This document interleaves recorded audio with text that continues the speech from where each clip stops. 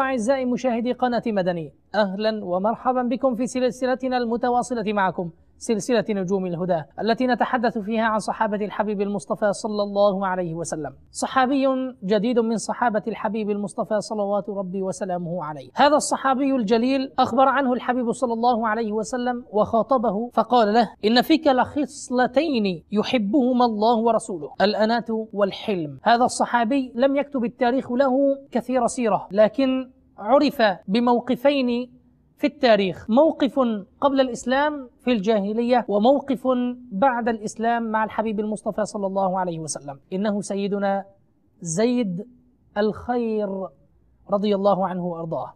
شاهد السلسلة نجوم الهدى يوم الاثنين في المدينة المنورة في الساعة 9:30 ليلة، وفي باكستان في الساعة 11:10 ليلة على القناة المدني. صلوا على الحبيب صلى الله تعالى على محمद। मुझे अपनी और सारी दुनिया के लोगों की इस्लाह की कोशिश करनी है इंशाअल्लाह अज़्ज़ा वजल।